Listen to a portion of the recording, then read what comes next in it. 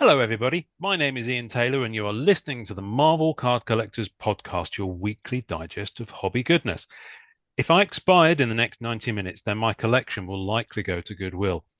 Failing that, by default, the shiny stuff goes to my guest co hosts this week, Nathan Brabon, aka True Blue Collectibles, and from Moose Jaw in Canada, it's Jay By, taxidermist to the stars. Welcome to the podcast, fellas. Jackpot. I get the shiny stuff. Taxidermy. Well, no, you both get the shiny stuff. You have to share it We'll between split you. it. We'll split Yeah, it. you'll Aw, split it. You'll split it. Um, Jay, I didn't know until 10 minutes ago, um, ish, that you were coming on. Definitely. What do you collect? What kind of stuff do you go after? I'm a '90s guy. I had some of the newer stuff, but I traded it off because I kind of wanted just to get to the sets that I kind of going for, like '95 masterpieces and '96, and Nice. then after I get those, which might take a bit, but then I'll graduate onto something. But other than that, just like '80s, like even those early '80s sets, like that's kind of what I'm into, like what I had when I was a kid and stuff. So Yeah, yeah, that's what I'm going for. yeah. I Fair like enough. that stuff a lot. Fair enough. Well, there's plenty of stuff. There's plenty of stuff even in the 90s if you just stay with that. There's Oh, so many absolutely. sets there. It's ridiculous. Nathan, do you go after any 90s stuff apart from your PC stuff? Yeah. Well, I mean, I got my binder stuff for all the sets for the early '90s up through '95. Hmm. Pretty much all those sets I'm slowly working on completing now. A couple of them are complete. Other than the obscure promo sort of things that are kind of hard to find Yeah, any given year, even.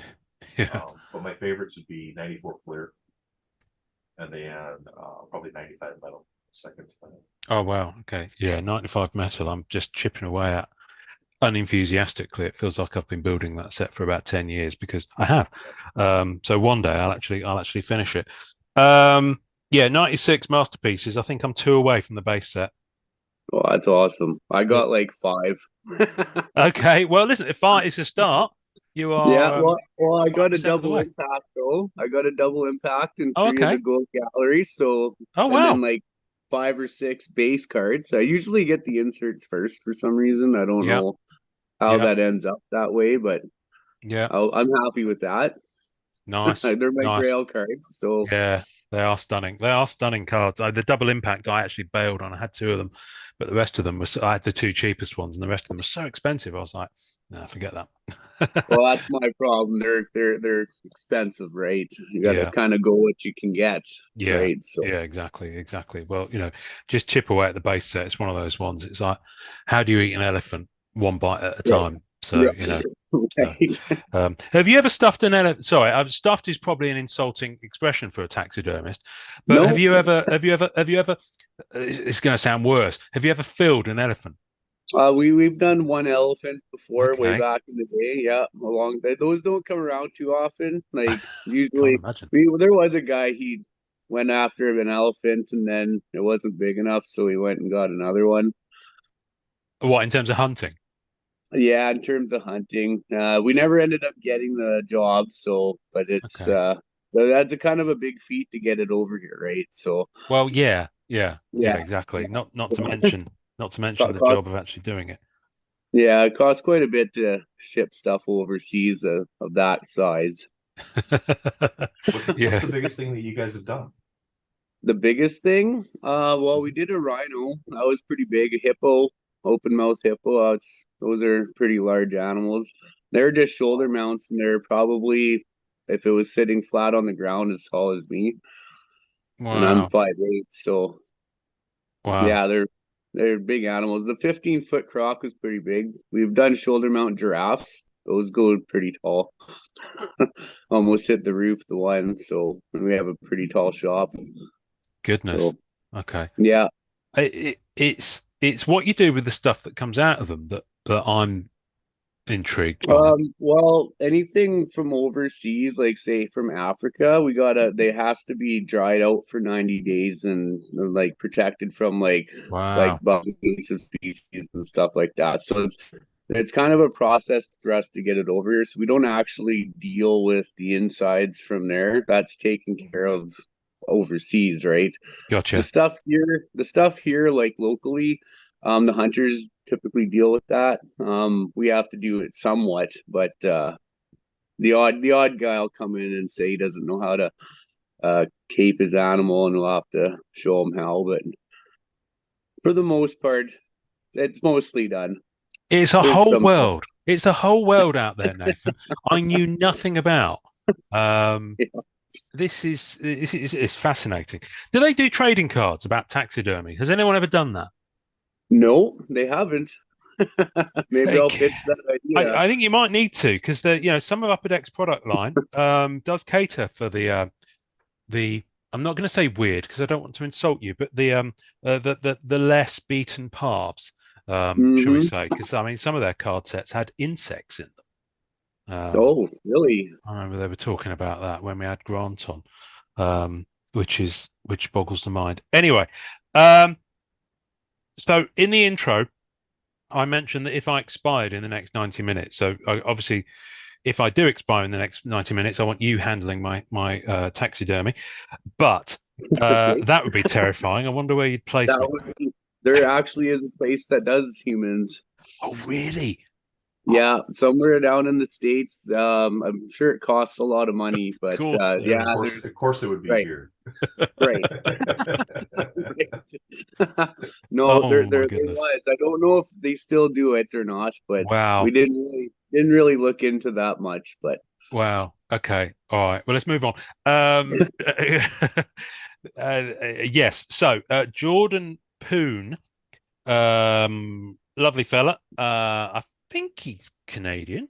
I can't remember now. Anyway, he put a rather fantastic post on MCCW a couple of days ago that I know, Jay, you commented on, and Nath, I think you've seen by now. Mhm. And I'm basically going to read out his kind of opening gambit. So just bear with me while I just read it you. But for the people listening at home, this could be quite an interesting one. So, oh my goodness me, sorry, bear with me. My keyboard. I've got this new keyboard, and it does phantom things where it starts pushing things that I haven't touched, and windows start popping open. So I think I might need to get a wired one rather than a Bluetooth one. Anyway, so Jordan Poon, discussion time. I can do this all day. A phrase many of us Marvel fans have become familiar with over the years, and a question I've been asking myself lately. I've accumulated a pretty nice collection of cards, comics, and memorabilia over the years that I'm very proud of. And whilst there are probably hundreds of things I would like to get, I would be mostly happy if I never added anything else today. This past year in particular, I've made a ton of progress to my collections, but what happens when I reach all my self-imposed goals? I don't have any intention of selling my collection at the moment since I'm still having fun, but to realistically know I can't do this forever. I don't have any children to pass down my collection to, and I don't particularly share my hobbies with anyone outside of online communities. So my end option is probably going to end up selling everything down the line. Like many of you, I've called certain things forever PC items, and I've used that to facilitate deals to show I'm a collector of whatever I buy or trade for. However, keeping these things forever doesn't seem like the best idea to me. Obviously, special circumstances could dictate the need to expedite the process of selling precious items, which luckily I haven't experienced. I've definitely overspent on certain things, but overall, this hobby has not financially ruined me where I've been forced to sell. But who knows? This hobby isn't getting any cheaper. Boxes are overpriced, singles are expensive, and prices and people have become way more volatile. I didn't notice he'd said people until this moment, but yeah, that's an interesting one. Many collectors view these cards as assets, which they certainly can be viewed as such, but at the end of the day, it's still just shiny cardboard that can end up being worthless at a moment's notice. I've collected other things in the past that gave me a ton of joy when I first got them, but I probably couldn't even give some of that stuff away today. So, would people even want my collection? Again, I don't plan on stopping anytime soon, but every once in a while I think I should just get rid of all of it. Just some food for thought. Anyways, what's everyone else's end game with a capital E? You see what he did there? With their collections. Pass it down to your kids' family. HODL until you get a rocket ship to get to the moon. What's HODL mean in this context? I have no idea. No, Hold on, nor do never I. mind. Hold on Never for dear heard of. life. Yeah, possibly. Possibly. Keep it forever, quit and sell. Just curious if this ever crosses other people's minds as well. There's a ton of comments, but I just kind of wanted to get your instant reactions to it from your point of view. Who wants to go first?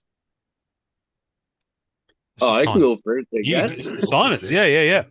Go for it. Um, I want my collection to go to my daughters because, like, when I was younger, like, didn't have much as a kid, right? And like up here in Canada, even so, like, we never got the sets that I'm finding now. Like, there's no 95 masterpieces up here, not Mm, even like 93 or 94. Like, it was so we don't get the cards up here, right? It's just one of those things. So, like, yeah. we only had like the first three Impel Marvel Universe series, and like I had those traded off a bunch of hockey cards for them when I was like, well, probably about 10 or 11, and didn't even know that there was holograms at that point or whatever. And then over a series of moves we did as a family or whatever, I ended up losing all those cards. And I used to draw them all the time. So it's kind of, I really was disappointed that I didn't have them anymore. And over all these years, about, I don't know, about 4 or 5, maybe 6 years ago, I finally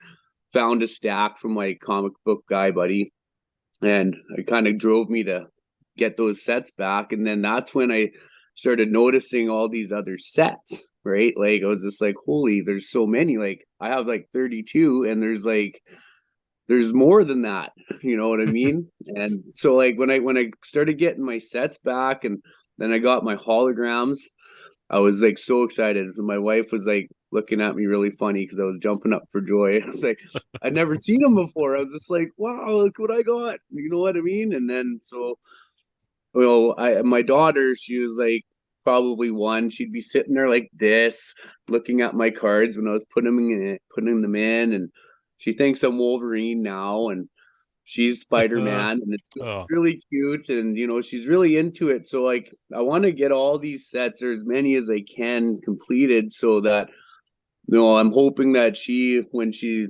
understands what I have, that she gets that excitement, because yeah. I feel like a lot of things these days have been lost, for kids. Like, it's not the same anymore.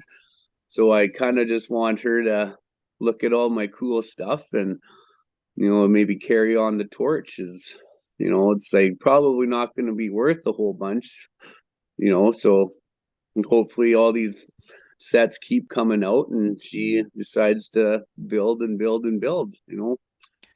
Well, that's the thing, I guess. They might not be worth that much, but hopefully, if she's got the memories of you two doing that together when she was little, there'll be value there for her. That's That's kind what of that's priceless.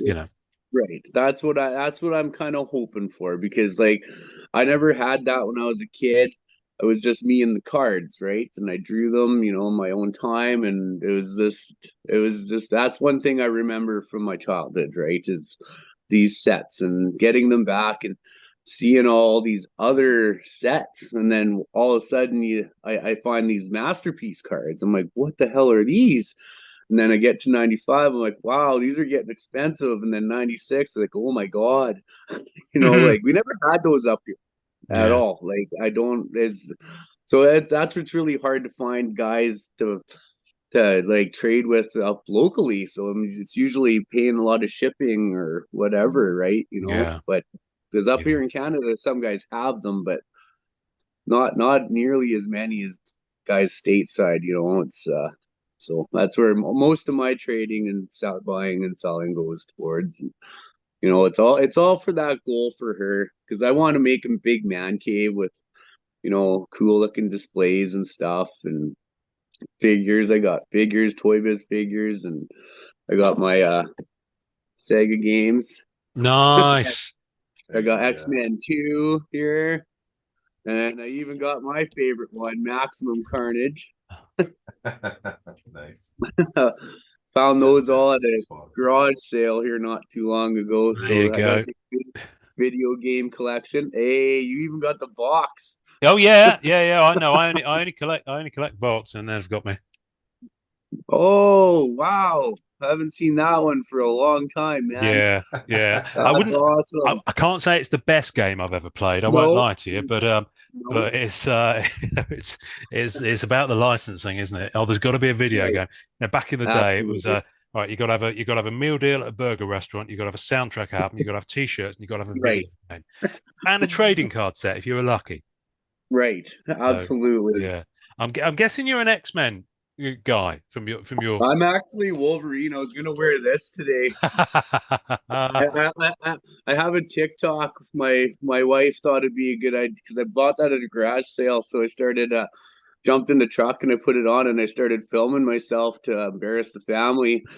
And then the wife suggested to her daughter that she make a TikTok up for me. So then I started actually going through drive-throughs and the grocery store and embarrassing her. So I made a TikTok that's got a bunch of videos of me That's embarrassing. hilarious. You're Yeah, so You're Canadian, so you're allowed to, you're allowed to wear it. I'm surprised they don't issue them to every adult male when they reach a right. certain age. That's Um, what I. That's exactly how I think. yeah, yeah. Well, there we go. Yeah, Tony Perner and Joshua Legg will both be raising thumbs at that point. Um, Nath, have you given any thoughts? Kind of because you've got a rather amazing man cave that you're sat in. I can see an awful lot of figures and Yeah, it's stuff in a okay. It's all cabinet that right. you turned on with remote control. That just you've got to talk to me about that afterwards. But what do you think? Where do you think it's going to go? Because you're not going to be here forever, and some of that stuff will never Honestly, biodegrade. honestly, my wife will probably just take it to a card shop to try to sell it, or she'll reach out to the friends that I already talked to and be like, "Hey, anybody interested in this? What can I get for it?" Sort of situation. My daughter goes when I go to card shows. My daughter will go with me. She when I used to set up at them, she would go and hang out for the weekend with me at the show because Mm, it was a way for us to bond. But she's not really into cards. Like her collecting stuff is more miniatures. She loves miniatures. She's pretty short in her own stature, so she doesn't she doesn't gravitate towards cards. She likes Jubilee. So mm. if I find her a cool Jubilee card, she'll take it. And what she'll do is she'll rotate them out on her display. She's got one stand, and she just rotates the cards out every week Oh, with nice. her cards that she has. So I think that's just a way for her to stay connected with me. And but yeah, as far as like collecting, I don't. My collection it's mostly binders. I do have the Domino PC, but other than that, I honestly think that they're just gonna move on from them, and that's okay with me. Like I don't, I'm Mm, not. My collection isn't about what the value of the collection is. It's about this is what I like. This is what I like to look at. This is what I like to yeah. enjoy. Even my set building is these are the sets that I like. These are the sets that I enjoyed opening. Mm, So then I build those sets out. If I don't enjoy the set, then I don't collect the binder set. yeah. Yeah. Um, but yeah, I don't think long term for me, it's probably in a situation kind of like Jordan had said, like, what's going to happen with this stuff if something happens? I'm not all concerned about it because I'm not going to be here anyway. Um, but it is nice that the family can get something out of it if they Yeah. need to. Yeah, So, yeah, absolutely. That's an interesting one about the you're collecting it because it gives you joy at the end of the day. That's your, it sounds like you're both on the same wavelength on that. That's why you collect the cards, and everyone's different. People collect for different reasons. So, I'm going to dive into some of the comments because there's some interesting kind of angles on this one, and I thought it would be good just to talk them over and just get to bounce some of these around a bit. Brad, who's been on this podcast a number of times, Brad Galley, um, says he's been thinking about this a lot over the last couple of years. I've slowed down considerably, taking advice from friends in the group and focusing on singles for my MCU collection. I found myself selling cards from my favorite sets featuring my favorite characters, all to buy new sets that I didn't end up liking at all. That was a reality check. I tried buying cases to better my shot at a big auto, and that didn't happen. Consistent strikeouts on all of these overprinted products. I'll miss opening boxes as frequently as I used to, but the prices don't match what's inside the packs, not even close. So that's an interesting one. So he's kind of talking about his experience of actually collecting now rather than kind of the end goal of it, yeah. and shifting gears. I've noticed. Heck, we talked about this when no one was still on board at the start of the year. Is that there's been this big shift over the last couple of years of people moving from sets to focusing on singles rather than buying sealed product. Can you relate to that at all? Yeah, I can. Sealed product is a big gamble nowadays, whether you're buying new stuff or you're buying old stuff. And so the end of his comment there, where he says that the prices don't match what's inside the packs, just real quick on that, you shouldn't expect it to either.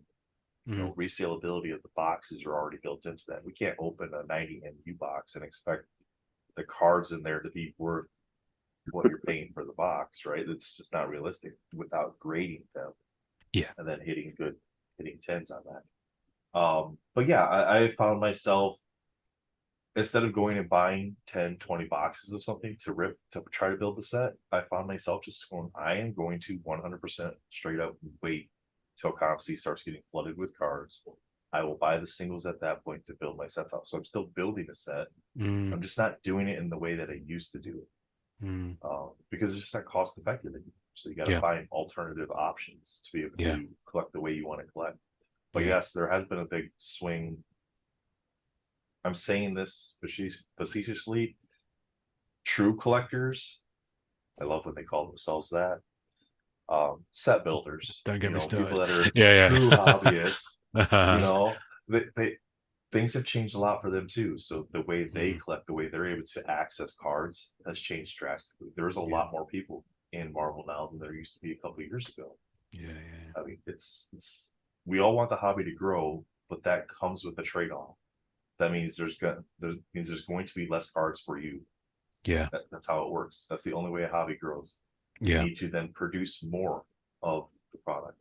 Yeah. That's the only way the hobby grows. Yeah. People need to alter how they collect. That's Mm, the way the hobby grows. mm, yeah.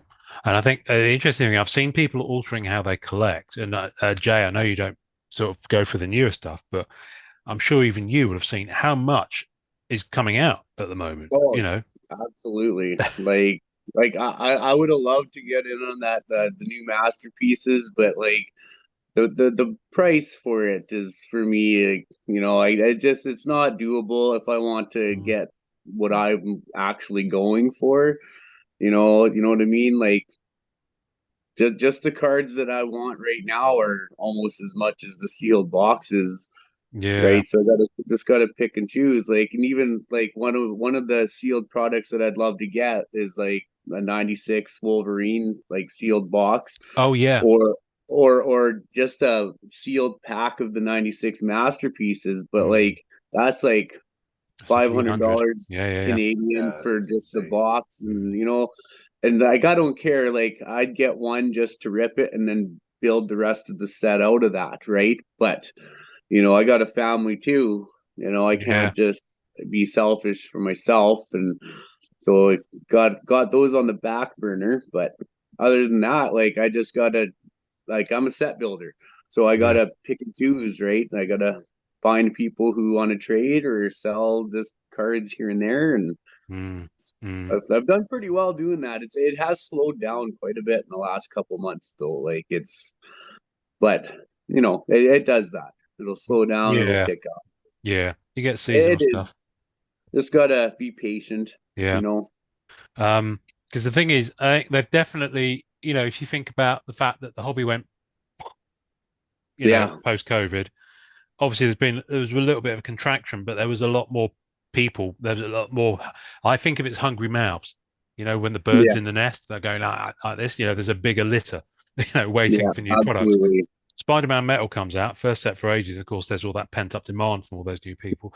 But now it's kind of like, I mean, literally, we've had more sets this year than in the last three Yeah. combined, possibly even four, because they were going at a fair clip in 2019, but this year's just been relentless. I mean, we had What If 2 weeks after Masterpieces, and that was only 2 weeks after Beginnings, I think, 2 or 3 weeks, and Yeah. then Allure was a month before that, and literally, it's what's the expression we have in the UK?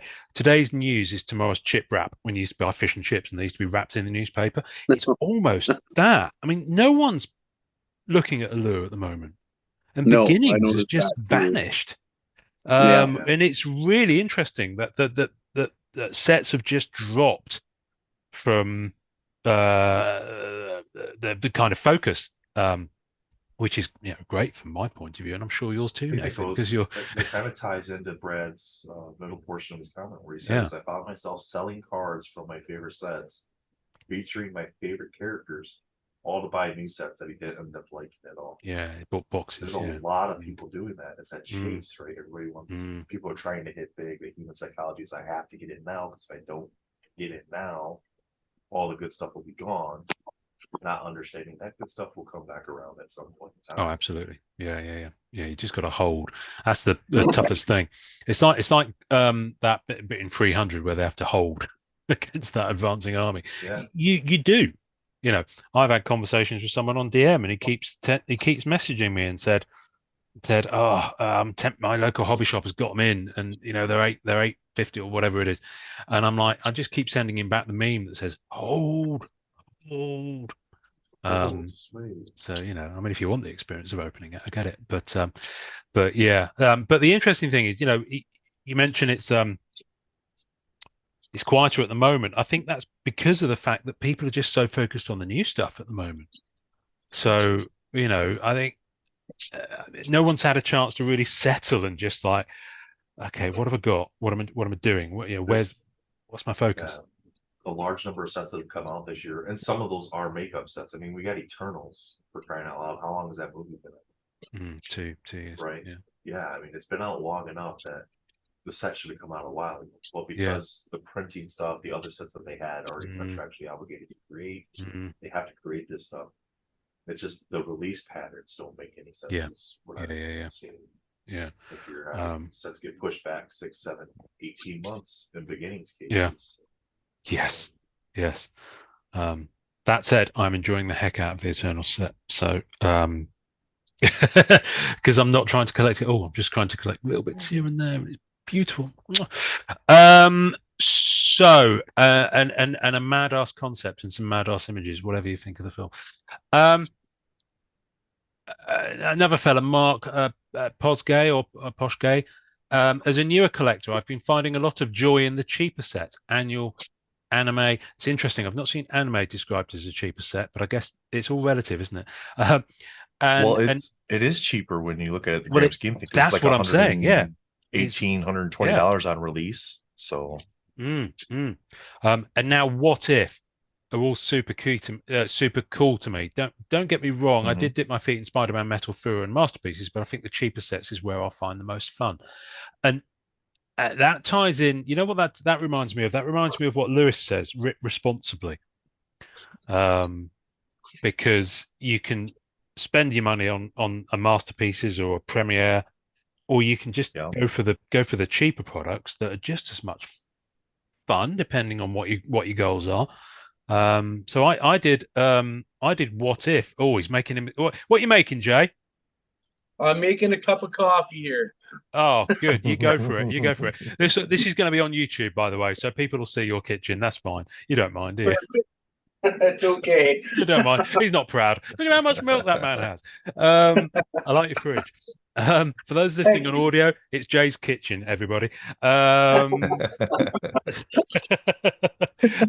but but um, but there is, you can find, and that's certainly been my focus this year, is rather than not necessarily going for the full sets, although some people are, you you can find the joy. That's the expression I've been using a lot this year. You can find Yeah. the joy in the sets without having to dive fully into them. Um, and I know you've been doing that, Nath, with some of the stuff you've been going after. So Mhm. what are you building at beginnings and annual? What you kind of just using those as an example because we were chatting about. So beginnings, I'm not building anything out from Okay, beginnings. Overall, the set's not my jam. I don't. It's spread out over fair enough. 3, which is fine. But I mean, if you're talking over 3,000 cards for just the first segment of this new volume or this new series of it, that's going to be a massive set, and it's going to be too much to try to do a binder set on. But Oh with yeah. annual, I'm building out the entire set. So all of the base cards, all the inserts, all the stickers, all the canvas cards, the blues, the silvers, So you're doing the full uh parallels as well. yep, all of that.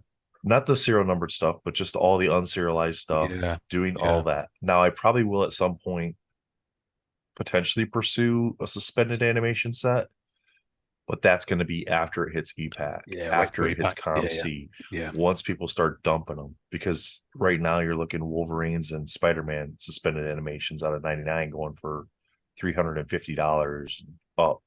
And that's just not, like Jay said, I got a family. I can't just go drop that on a card that's going to sit in a binder. Yeah, Right. You know, yeah. It's a it's crazy different amount of if you money. save up and you stick it in the display case, but Well, that's different. That's slightly different, I guess. Yeah, I guess one thing, Jay, with your kind of ballpark that you're playing in, you haven't quite got this whole parallels thing going on. I mean, you've maybe got you had the gold signature parallels where they're printed on for some of the 90s ones. Yeah. I think the Mhm. Kubert Chromium set had well the Chromium version, the regular version, an international version. I think that was a Yeah. fourth one. But apart from that, it's pretty much it, isn't it? You get a set from a box pretty much in most cases.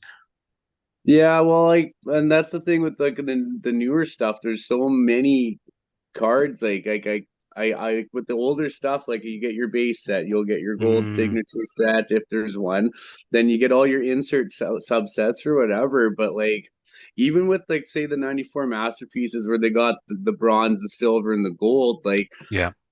Yeah. I got one gold. I'm probably not gonna get the bronze because those are like Mm, for the set like $700, and I just can't justify. You know, if I get them one here and there, it's fine. But like, like I can only do so much because like I want certain things. Like I wouldn't mind more '96 masterpieces. Like I want some hollow flashes for the 95 and like for me, those are already enough money, right? yeah. Like I Hmm. can't just outright buy those subsets. Like the other ones, like the silver hollow foils for the 94 is like that's like what $40 maybe, like Mm, mm, that's okay because I'm getting 10 cards for that much money, right? Or whatever. But and like with all this new stuff, you got all the different parallels. Like I don't even know how a guy keeps up with all of that, Like even with that the new what if, like the new what if stuff, like those 90s retro cards, that would be cool to me to get. But how many see Yeah. right, those are cool, but how Yep. many boxes do you need to get them all? Like, I mean, Yeah. I I don't think know, man. there's 50. there's a 50 base set, and how many did I get? Yeah. Hang on a minute. I think One, you get two, three. about one per, not even one per pack. I've got seven, so that's about one every two packs. Yeah. And then I got a few parallels of them as well because they do these in shiny version. Right, because then Yeah. So I then mean, there's the you're parallels. talking. Yeah. But I mean they are beautiful. I mean they've done them really well. Apart from the fact that it's a Yes. glossier finish. I mean even the backs. Yeah, absolutely. And that just takes me right back, like so Yeah. like with the Yeah. new stuff, like if I was to collect anything, like I'm probably gonna go for something like that. Yeah. But then again, I don't really want to get into the newer stuff until I get some of the stuff that I'm really going for. Because then Yeah. Exactly. I get sidetracked, and then I got 4 or 5 sets on the go, and I get way too ahead of myself. I And I pray for the days when I have just four for the 4 or 5 sets on the go. I've trimmed it Mhm. down a lot from 30 or so that it used to be. Um, Oh yeah. But yeah, no, it's crazy, which is why I just tried to go for elements. At the moment, yeah, I'm just saying to Nath before we started recording, I'm just capping off a ComC order of about 200 cards, and I'm basically going through ComC, and I've put a certain amount of credit on there, and I'm seeing if I can just finish up. Okay, that's the element of that set I'm going for. Let's just finish it up. That's the right. element of that, and it basically means that okay, I'm done with that element of that set or that set entirely because I was only going for that portion of it. Falcon and Winter Soldier is a good example. I just went for the forged vibraniums and I was rainbowing 3 of the images because I liked them. Yeah, Yeah. And once this company shipment happens, that'll be it, unless I pick up an auto. A couple of months, few years down the line. Um, Yeah, so I did that with the Arc set from X-Men Metal. I was like, all right, let me put a little bit of money on here. yeah, yeah, yeah, This is my budget for Arc. yeah. What can I get to try to build that subset out? And I got everything except for the SSPs and the short prints Nice. for the Arc set for well under what I put in there for my budget. Yeah, yeah, it's a good way of doing it. And the thing is, most of the time, people will, especially if it's just sat there on comms. I mean, some of these cards just sit there, Hmm. on the shelf. And you throw an offer out, and sometimes people are like, they've got it set that they don't take offers, and sometimes people will be like, yeah, gets it gone. I've got a bit more money to spend myself, so just depends who it is, I guess. I'm going to move on. There's some interesting comments here. Garrett Mills writes, this is a very familiar story to my own, right down to the no offsprings and begrudging acceptance of the fact our childhood commencement of this hobby, read life, began so simply.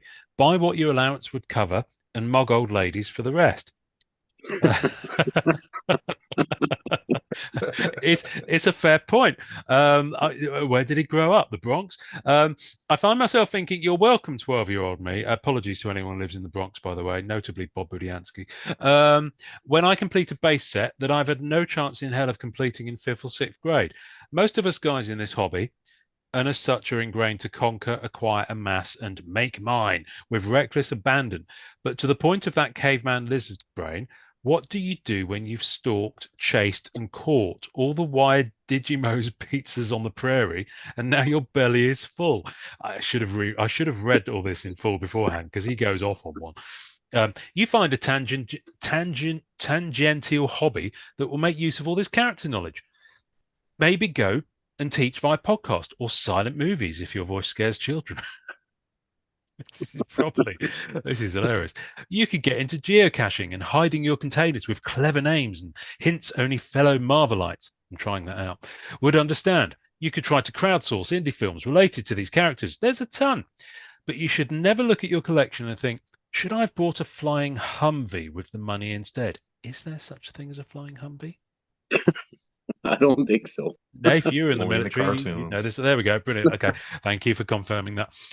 In a regretful melancholy, be proud and beat your chest and say, I fucking own this cool artwork, most sought after, the rarest, etc. collection of small rectangles. And when you die, somebody eventually will get their hands on your triumphant harem of colourful paper and have their own journey. But that's not for you to worry about. Standing round of applause for Garrett Mills and his colourful metaphor there. But he's got a point, because he says himself he's got no one to pass it down to. So, and he says, it's not for you to worry about because when you're gone, they're going to do whatever they want with it anyway. You're gone. Right. So yeah, I mean, listen. I just hope it doesn't go into the garbage. Yes, exactly that. Right? Exactly that. If You it's do not hear going to those go to stories, somebody though. else, don't throw it away. Like never throw it away. It's little pieces of art to me. Like I got some of my insert sets displayed in like those wall pictures, and like they really look great. Like to me, they're just little pieces of art, and yes. if you display them however you want, obviously, but like if you do it like really nice, like some guys got like immaculate man cave, they're just really cool, and that's kind of my goal with it, right? Like I got all bunch of toys and all my little collectibles, and I want to put the graded comics, the cards, and just aside from I got a heavy metal side of me too, so like it'll look cool in my man cave when I get a big enough room, but that's what I want. I don't want it to go in the garbage. It's a fun journey meeting all these people, collecting too, and if this kind of thing can just continue on after I'm gone, that would be great. There's some interesting very similar kind of themes on here. There's one guy, to me it's all about liquidity. If I want to change positions, how fast can I do it? With modern sets, it looks like it's very illiquid. With 90 sets, you can probably liquidate everything in a few weeks. Is illiquid actually a word? I don't know. Here is a follow-up question. If all of this went to zero tomorrow, who would be in trouble? And I kind of like that, I guess, because that's, there are, people collect for different reasons. And some people do, it's asset investment, I guess. It would be the resellers. Yeah. The people that resell their cards. As a source of income.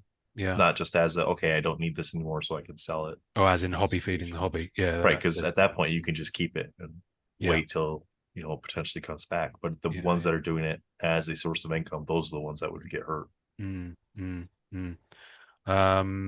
There's how cool would it be if there was a museum of Marvel cards that we could donate some of our best cards to when we die? Shall we start that? That would be really cool. I think. Let's do it. I'm stealing that idea, Brandon Cronin. Um, yeah, there's some good stuff in there. There's some really interesting stuff. I'm trying. There's one in particular that just made me stop and think for a bit. But I'm just trying to find it. Bear with, because my goodness me, there's a lot here. Here we go. Right, Bob Feller. Bob Feller. It's a great question for every collector to ask themselves. I've collected many things as well and sold off much of it, only to put the money back into collecting. I was once told it's only stuff, which resonated with me. There are some collectors that will hold on to just about everything they have acquired, but I think in the end they are the minority. When I hear the phrases forever home and I'll never sell, I put zero weight in those comments as they're often not the reality down the line. Most people have a price and a point where they simply move on entirely or in another direction. You ever been tempted to just change hobbies, sell it all? No, No, No. no. no. Moving on. Moving on. I mean, yeah, there's way to his comment though. I mean, there There is is. a number that like if somebody goes, hey, here's this much money, sell me all your collection. Okay. Mm. I'll Yeah. just go buy it again for less than you just paid me. So Yeah, Yeah. I suppose you're right there. Like I would do that too, and not just buy it all Yeah. back, right? Yeah. Obviously, but And you treat know, yourself to a nice steak meal with a change, exactly, yeah. Yeah. And I'm talking about the good cuts as well.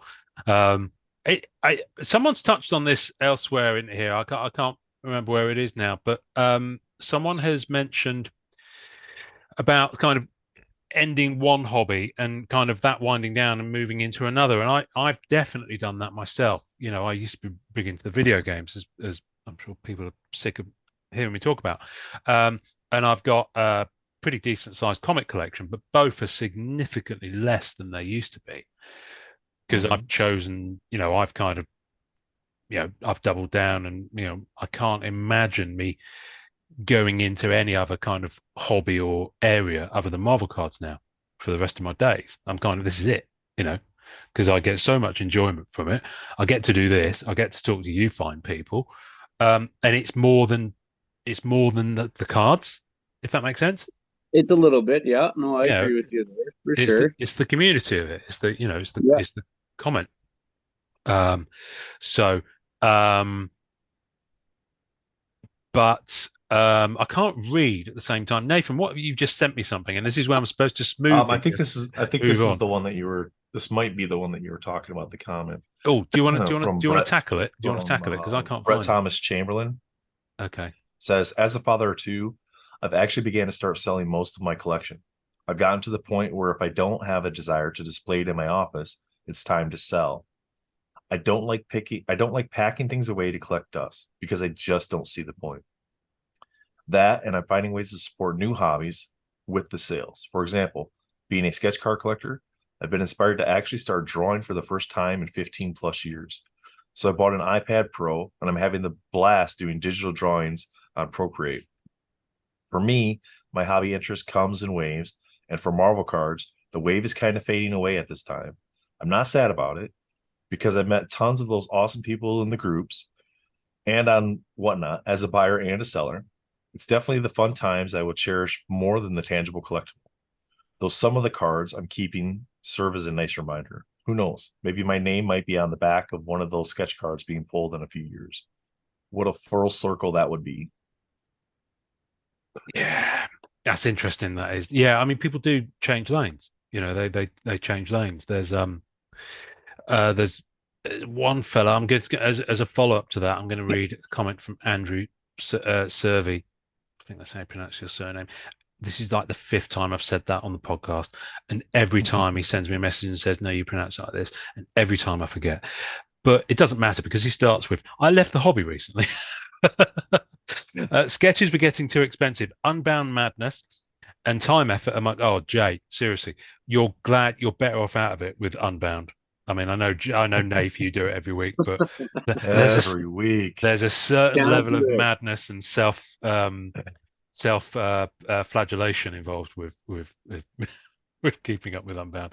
No, I've mad respect to you for sticking with it. I mean, I know you enjoy it, but still, it's Has Unbound like taken a dive or something? It seems though, like I've noticed like I've never seen it on ePack, but the last like month I've noticed the packs are still there for a week. Like I don't know, it just seems to me like I haven't It's seen the post too much about it no more, and yeah. it just It's seems like it took a it's dive or character something. selection on Upper Deck's part is all it Yeah, is really. I mean, and the people chasing. It gets yeah, expensive to buy 20 packs a week to absolutely. potentially hit an auto, you know, Right. um and if you're not one of the first few people getting it out there, you're dumping your cards for half of what you mm, just paid for them. Yeah. Like I don't do the ePack thing. It's again that's a financial type of thing, right? My wife would Mhm. kill me if she found out I bought a pack of cards for I think you're better 21 off. bucks or Yeah. something. Might be cause for divorce if I max out the credit cards on ePack or something. But I was just one thing I noticed in the last few weeks is like there's Unbound packs still left up on there, and I'm not noticing too many posts about it anymore. But again, Yeah, if it's characters, right? And but yeah, because what that was was the just most recent biggest character was Miles, and that was gone in like 7, 8 minutes. Mm, Just like we saw like at the beginning of Unbound this year, just like yeah, we saw with Gwen. Yeah, so the big characters will still get the draw every week, even though they're only announcing it an hour before the yeah. start time. Yeah. So yeah, Yeah. Um, I mean, I think it's interesting. It has calmed down, but it also talks to the fact that, as well as the characters being, I mean, what was it? We had was it Man Wolf? Who was it? Warwolf, Warwolf.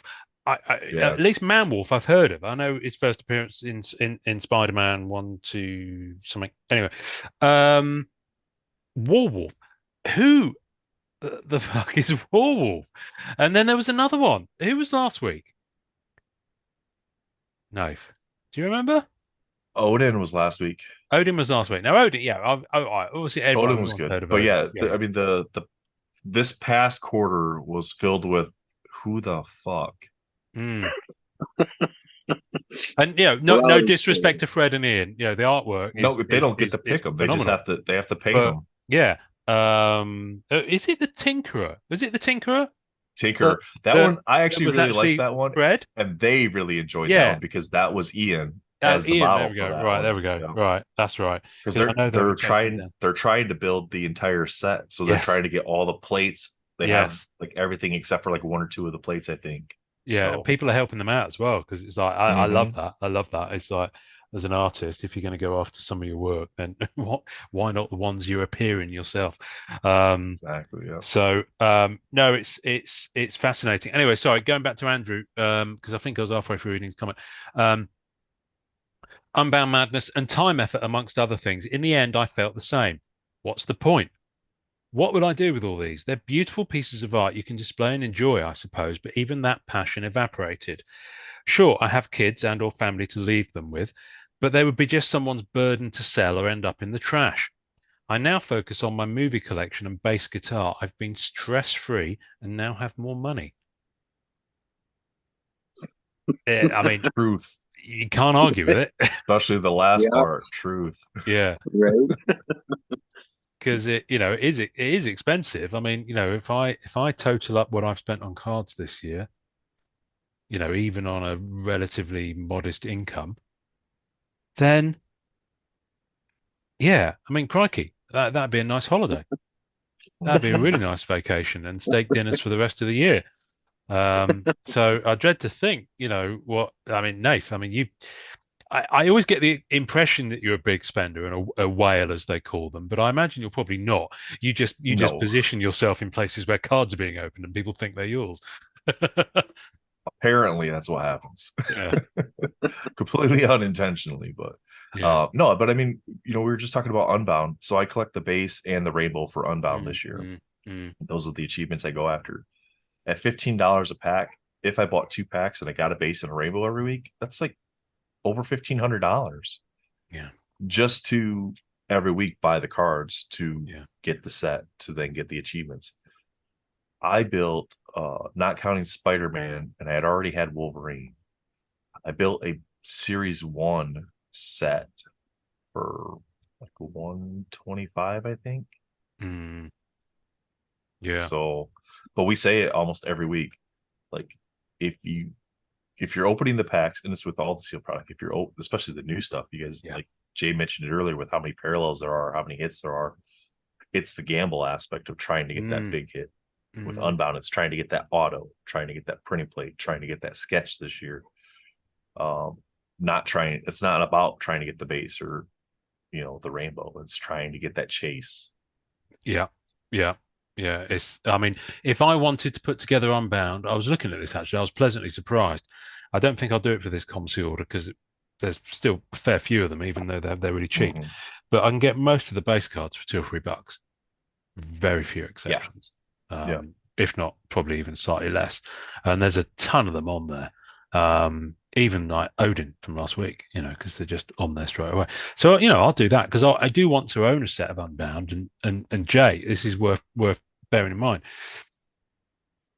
Unbound, if you do go for a newer set, Unbound's not a bad shout because while it's crazy to actually buy it from fresh, if you go and buy it on the secondary and you just want the art without all the parallels and stuff like that, it's 52 cards.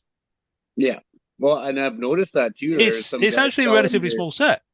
yeah, absolutely. And I noticed there's some guys selling like the earlier Unbound sets, then there's Mm-hmm. pretty decently priced. So like if I Yeah. was gonna go that route, like I said, like I'm just gonna wait it out. Yeah. Even if there's cards from the new masterpiece, like I've already noticed like some of them are kind of starting to drop, right? And then Oh once yeah, yeah. E-Pack comes out, I'm sure they're gonna be way cheaper, right? But Mm. my problem is like I want all of them, right? The whole set, the whole all. So like Yeah. with all these parallels, if I get one, I got to have the other So ones, you and do want then the parallels. Yeah. Oh well, in that case, forget it.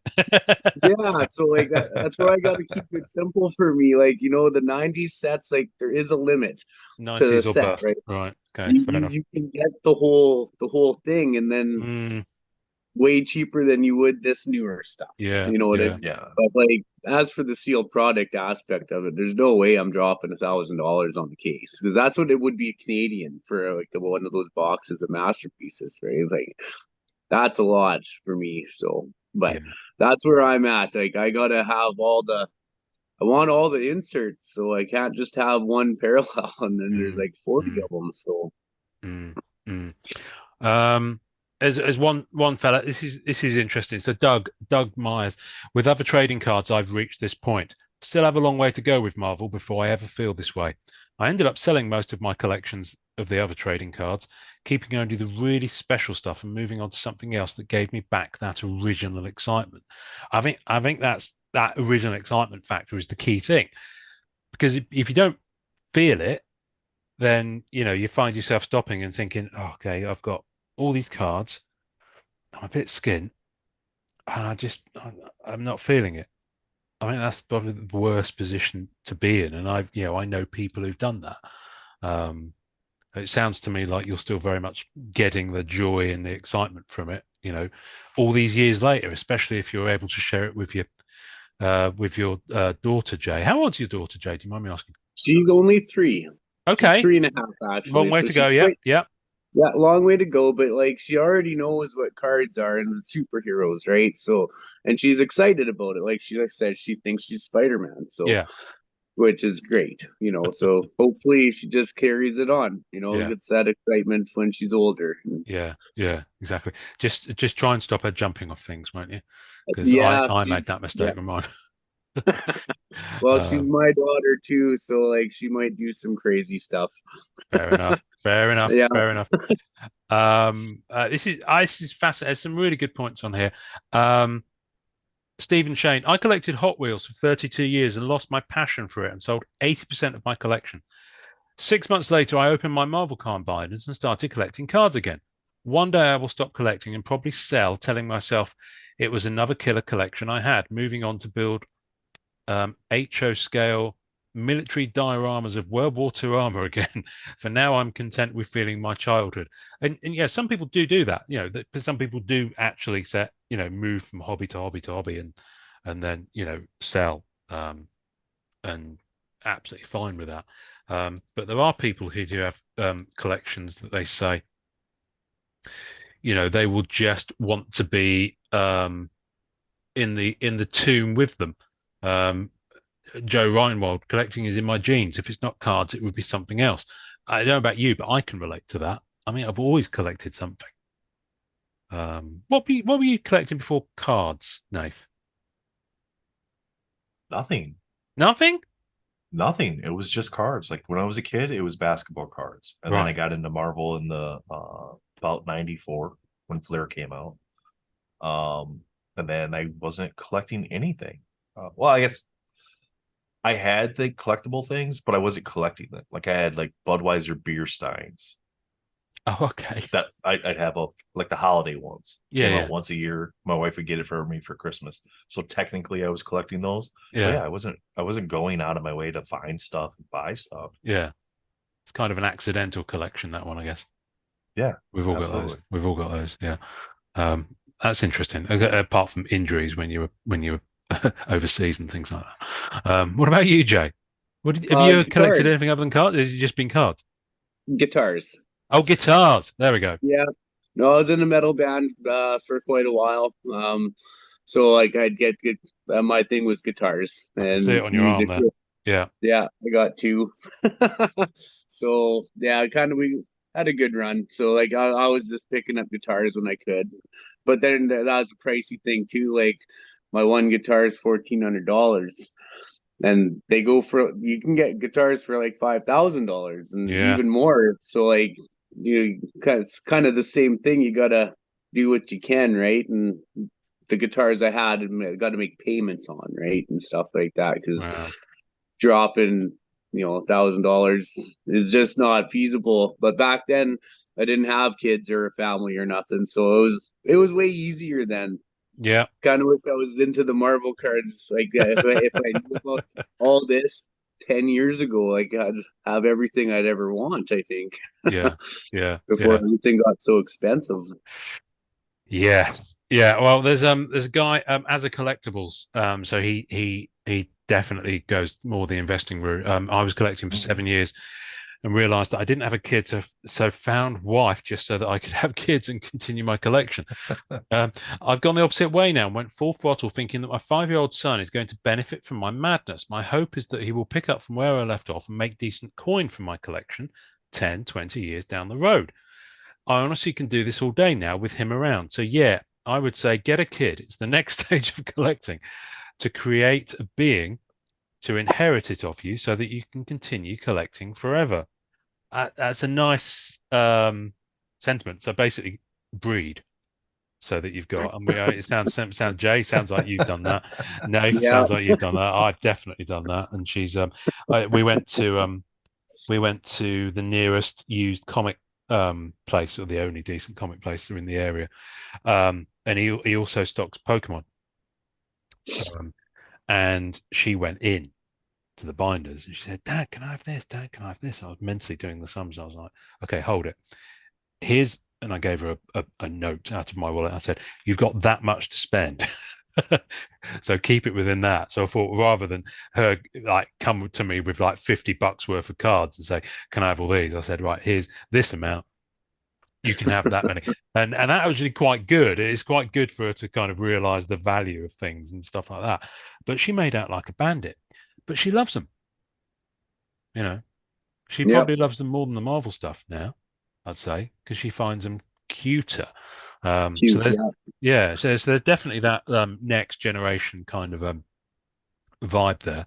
Um, but other than that, she tends to steal all my female superhero cards. Um, but yeah, there are people who do. There is another guy who we've had on the podcast before, and he hasn't commented on this, but Brian Bode, and he's similar. He's very frank about the fact that he collects and buys some particular stuff and speculates on particular stuff so that it will accumulate, so that it will be an inheritance for his he's got two boys in this case, for his sons. And I don't know about I can see the mindset. I don't think of it in those terms. Do you ever look at it in that way, Nath? I do, yeah. And to the last comment you had read on there, it kind of ties into Oz's, comment, that it's, something for him 10 to 20 years to be able to potentially make some money on. Mm, And I look back to 10 to 20 years and those sets from 10 to 20 years ago and go, okay, how many of those cards are worth anything now? mm, And will the cards today be worth anything in 10 to 20 years from now? And there's other elements that have to go into that. Grading has to go into that, yep. because you can look at, you could buy 90 MU cards for less than $1 a piece a lot of times. It's the grade that ends up affecting that value long term. So Yeah. will it be the grades affect these values long term? Will there be something new that comes out that, circumvents grading completely and like Mm, passes that? Like, what's the next level of grading your slabs? Like, what condition are your slabs in? Because we already see, like, this protector holds the slab and the slab holds this, and like you got these 20 layers of protection. So wow. is that going to affect, is that Yeah. going to be something that affects the values in 20 years from now? Is like, Mm, how is that going to grow and scale? But then it is like, what's the size of the hobby in 10 to 20 years? So I just go back to not worrying so much about that, and just like, don't hurt my family in the meantime that I'm enjoying the hobby that I like. mm, And that's the easiest way for me to manage my collection. mm, Um, but I understand the, hey, if I go after these certain things, you get people that amass a large amount of PMGs. Are those PMGs going to be worth a lot? We've seen PMGs go crazy high levels to come right back down to affordable levels for a lot of people nowadays, other than those top few select sets, right? mm. So, Or certain characters and certain limited mm-hmm. numbers of them. They're just currently in black holes, effectively owned Yeah. by some very rich people. And at some point, they will put them back onto the market. And I know that these people are um, specifically, aiming to profit off that. That's their kind of long-term goal. They're investors. Yeah. They want to make But money off but it. those cards, when you look at the overall amount of stuff that is produced, those cards are few and far Tiny, between. tiny. Yeah, yeah, Yeah, it's a small absolutely. portion of it. Yeah, yeah, yeah. Uh, I always cast my mind back to when the Phantom Menace came out, and all these people buying multiples of Darth Maul action figures and putting Mm-hmm. them in their lofts and sealing them away. Um, I mean, I've not looked on eBay, but how much is a Darth Maul action figure mint on card worth these days for the original from the original 1999 release? Uh, Probably more than what it was then. I mean, the Darth Maul has that nice cult following that you can Well, I guess see, so. No, it was in just an something, example, but 20, yes, 30 years. yeah, But yeah, yeah. yeah, yeah. I do find it interesting that stuff that is made, there was a phase of stuff that was deliberately made, especially in the toy line from movies, and it actually said limited edition when it came out. It was designed, yeah, they're making Mhm. thousands of the Yeah. fuckers. But it's because there was that mentality about, oh, okay, because it was at that point that all the late 70s, early 80s toys were starting to do this, and people realized, oh, there's some money in this. Oi, Joyce, we got some of them in the shed. Quick, get them out. I'm going to go on Antiques Roadshow and see if I can make a few bob. Um, and to be fair to them, some especially the original Star Wars ones are actually worth quite a bit. But no, that was just an example of that, that kind of because some people do collect and store sealed boxes. And for the most part, in the short term, I would say certainly stuff over the last 5 years is probably holding and accumulating quite nicely. Certainly masterpieces, possibly Premiere. I don't know. But whenever a masterpiece 2016 box comes on the market, it's at a high price point and it always moves. Always moves. You know. Yeah, I think Um, during the boom, what were those? Those were $4,000 or $5,000 a box for the Wow. 2016, and now you can get it like just under three, I think. this is crazy. This is crazy. So just before the boom, Still lots. I remember Joe Gisco found a case that he'd been sent from Upper Deck, and he autographed each box over the seal, and then sold them on the MMC group. And I think he was doing them around $500-600. So Wow. you know, and that was that. Yeah, that was like 2019 time. It was quite hilarious actually because he did little videos of him with the boxes. Yeah, you had to be there. I'm gonna kind of circle us into land on this one with a comment from Alan Michael. Now, I love Alan. He's a very nice man in New York. I love Alan because he went out of his way to go to the opening exhibition of the Simone Bianchi set release from Masterpieces 2018 and got me a copy of Simone's book and got it signed for me. So he will always hold a special place in my heart for doing that.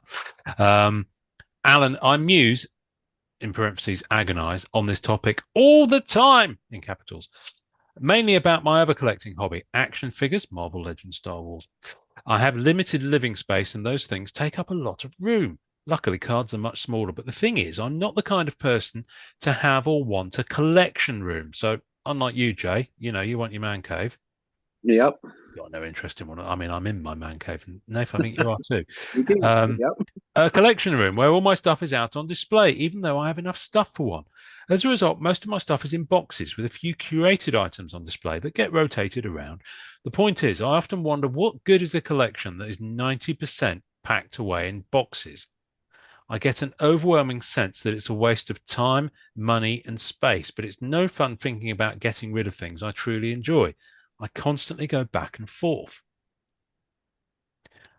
That's an interesting one. And Dave, you're in a fortunate position where you can display stuff behind you there. But I do get that way with my binders though, because I've got a bunch of binders over here Yeah. For my sets, and I've got some binders back over here that are for my sets. Yeah. So I have went back and forth with myself with the very similar comments that he made there. Like, how often do I go through these binders? Usually only when I'm putting new stuff in there that has to fill a blank spot. Yeah. It's that completionist aspect. Like Jay said, I want to complete it. So they just sit there. And I'm like, Yeah. well, what happens when I complete it? And that goes Yeah. back to one of the earlier comments. Well, what happens when you complete that goal? I don't know. I'll put a sticker on the binder to say it's done. Right. And then it'll be like, red dot on and it. then it'll be like, I want to complete all these. And that'll be the next goal is to get them all filled. And Yeah. but, Yeah. It's what you do at that point, it's like, I don't know. Then you become a hoarder. well, Yeah. yeah, That's exactly. how the wife looks at it. What was that, Jay? That's how the wife looks at it. She's like, Really? "What are you gonna do with all these? Do you even look at them?" I'm like, "Sometimes I do, though, but it's very rare." Yeah. Like Mhm. Nathan said, you just open it up, complete that, and then put it back away and put a Yeah. sticker on it. Done. That's Yeah. I mean, part But of it is the hunt as well. I think that a lot of people just enjoy the hunt aspect. yeah, that's what I enjoy. It Yeah. gives you that fear of missing out, though, and I don't like that. Yeah. But yeah, if you can get over that, like it's just hunting those cards down. It's pretty fun. I That's what I enjoy about Yeah. lots. Yeah. It's the I mean, chase and acquisition, I think, for a lot of people enjoy. yeah. Yeah. To be But fair, it's the even with the excitement too. display. Oh, go ahead, Jay. Sorry. Oh no, it's the excitement too, because when those cards come, that finish off your set when you Yeah. open your mailbox and like, oop, there it is. And you run into the house. or you open your mailbox and you're not expecting something, and you're like, Right. "What is this?" Right, because you forgot about like I'll do that. I'll get so many Yeah, because trades it was going on. ComC shipment from 4 to 6 weeks ago, and you're like, "What did I send home?" Right. You've forgotten. Yeah. Yeah, yeah. Yeah. But Get like all even with the 12-year-old display, excited. like I don't look in there that often.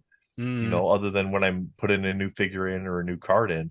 But when you do look in there, it's like, okay, that's where that card came from. This person gave me that Yeah. card, or I traded for this Right. card. Yeah. So then those Absolutely. memories come back, and then you're like, Yeah. Yeah. cool.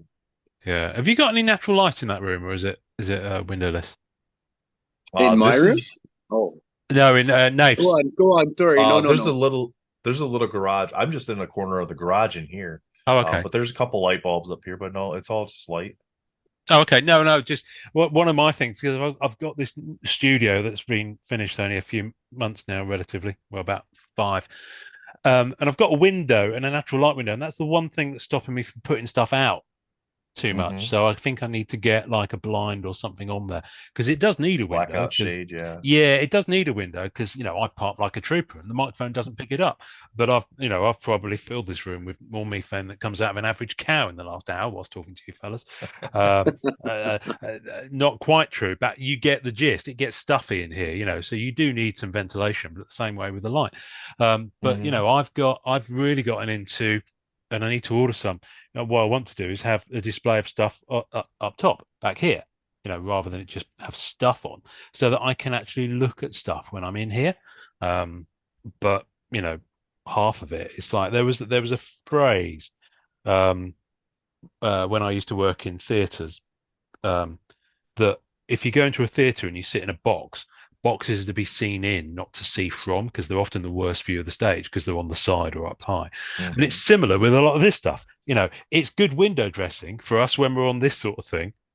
But, Yep. I mean, how often do you, I don't know, some people might not look at it. Some people curate it like those people who do bushes with tiny little nail clippers, and they're constantly tweaking and moving it around, and that's how they get the Mhm. joy out of the hobby. So, I guess it takes all sorts of folks. Um, but what I find I really enjoy is changing storage and upgrading storage options because then I have to like engage with the cards more.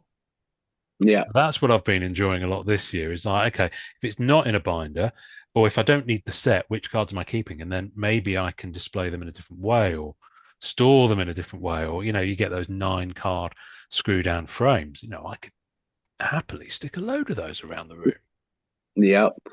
I Wouldn't that think be the way cool? I engage most with my extra cards is like when I find somebody that has or wants to do some trades, like so I can help fill my binder sets, Yeah, yeah. and they're also a set builder because I can go, all right, these are the sets I have a bunch of extras from. See if we can do something. Yeah. See if we Yeah. can Yeah, of swap some course. cards around because then Yeah. you're going through them and you're looking at them and you're like looking at the backs and getting the card numbers Mm, and kind of enjoying that aspect. And it yeah. takes me back to the early '90s as a kid, like when I was doing basketball cards. Was you'd open packs and your friends would open packs. You'd like, all right, I got doubles of this one, you got doubles of this one. Let's Yeah. and you swap. And Yeah. it wasn't about what a card was worth. You just made a trade.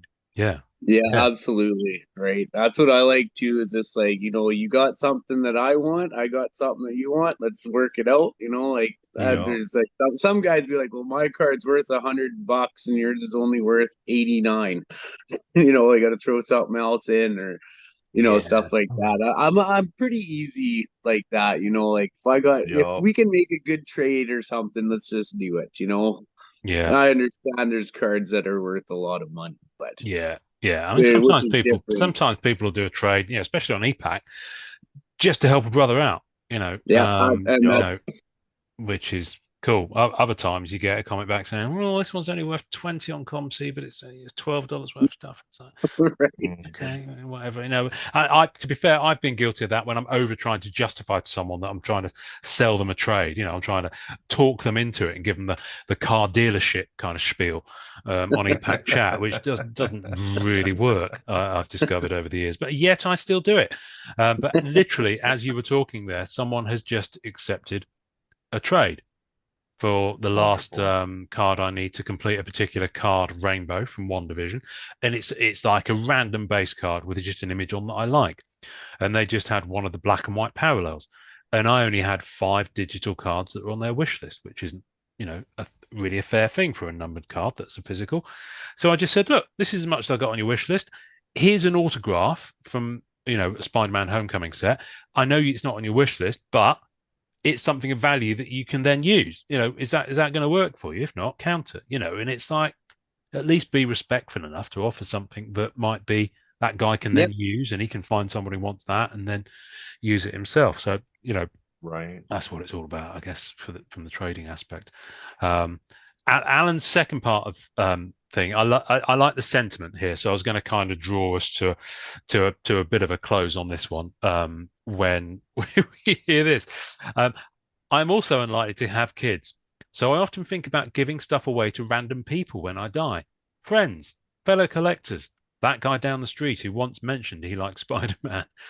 Or you can have it auctioned and have the proceeds donated to a charity, as long as it doesn't end up in a landfill. A collection that brought someone joy in life should be enjoyed by as many people as possible. I can't argue with that sentiment, really, can No, you? So, no, that's what I don't want to happen. Is everything go in the garbage, yeah, right? yeah, it's the Yeah, worst thing. that'd just be a bitter shame, Yeah. I mean, my That's where mum, the idea of a museum, like that would be yeah, great. yeah, I like that. I So like that. donate all this stuff to this Marvel card museum. You should start. Yeah, well, some would argue you can state some of my binders and boxes here that I already have. There was a little side conversation that sprouted up off the back of my comment where I said this would be a wonderful discussion for the podcast, and here we are. John Beebe commented, you could also speculate on all the ghost accounts on EPAC. And someone else said that deserves its own show. And the response was true, but it could be brought up as to what plans one would have if they met with an untimely demise. Would the cards just sit in Upper Deck's EPAC warehouse? And this I like, because I've often now, Jay, I know you don't do the EPAC thing, but Nath, you'll have experienced this. There are accounts that have been inactive for years that have gold in them.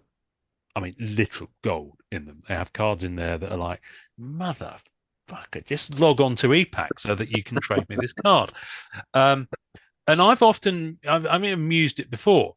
And I don't know if it's in Upper Deck's EPAC's terms and conditions, and maybe it isn't, which is why they've never done this. But at some point,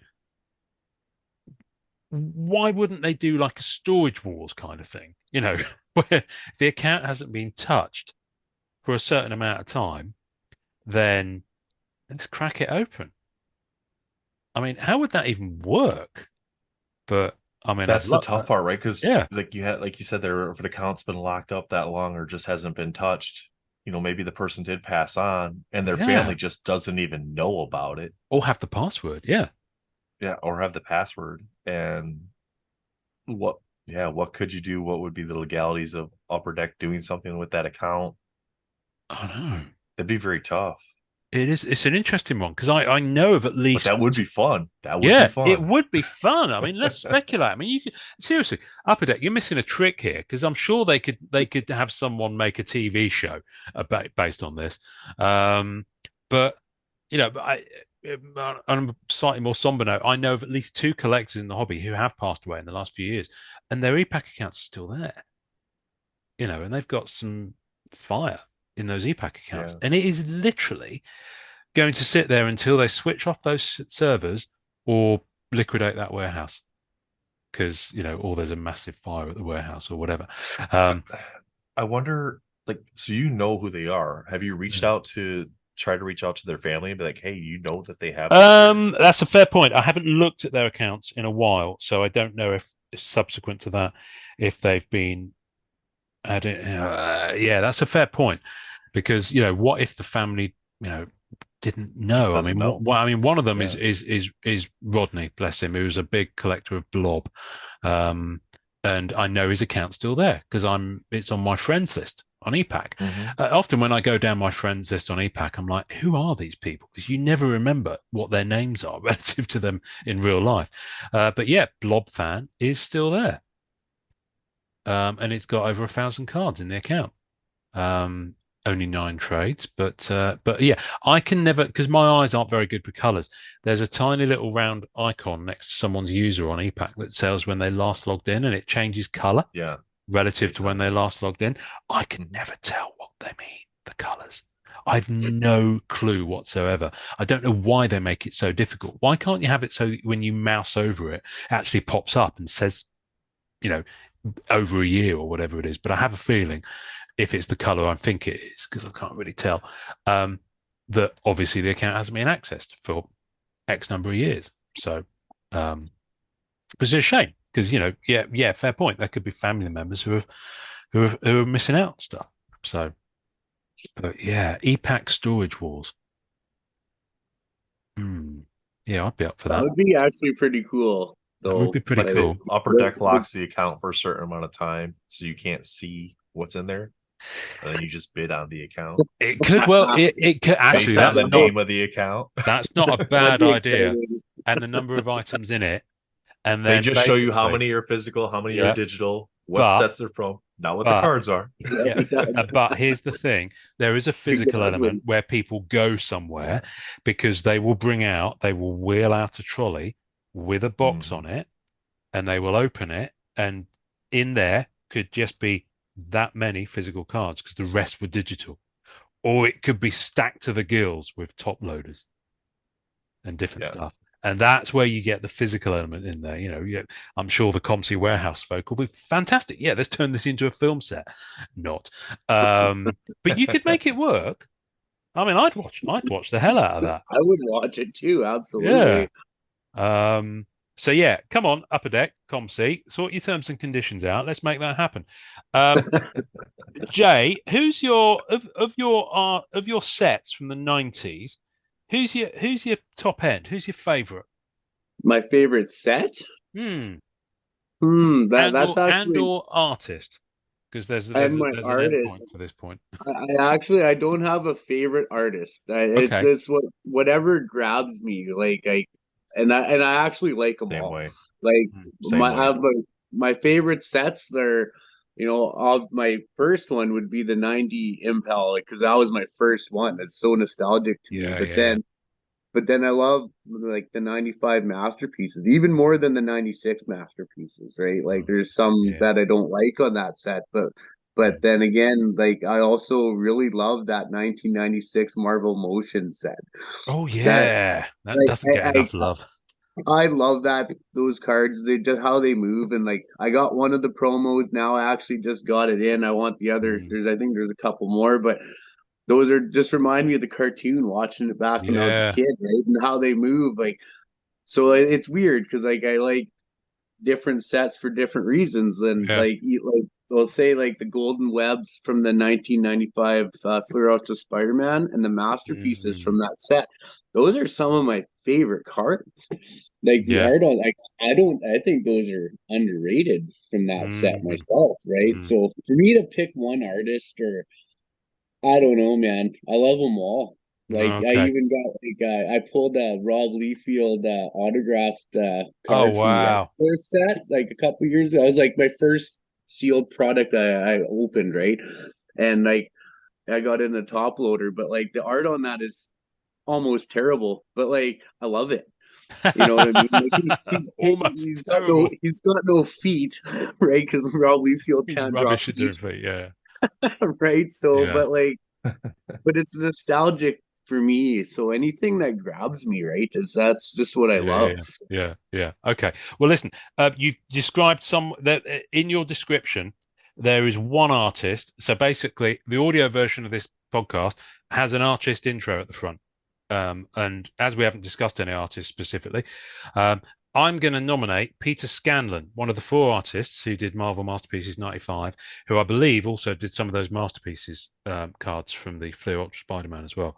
So his audio intro will be at the top of this episode because he's a lovely man, and we've used Dave quite recently, Dave DeVries. So Pete, you're up. Um, as an aside, I saw something on Instagram today that made me feel really old. Rob, is it Liefeld or Liefeld? Actually, Life, I think it's Liefeld. I want to Liefeld. say. Um, I don't know for sure. he's about to become a grandfather. Oh, So how's that to make you feel a bit ancient in your whiskers? I got 3 grandkids, so You got, oh my goodness me, yeah, you. That's because you was a player back in the day. Anyway, on that note, on that note, I think it's probably best that we wrap this up. Jay, I've given you no prompting whatsoever for this. But do you want to sign off the episode with our friendly catchphrase, which is "enjoy collecting"? sure, if you want. So Go are we for it, my signing friend. off? Yeah. Well, thanks for having me, guys, Thank you for coming on.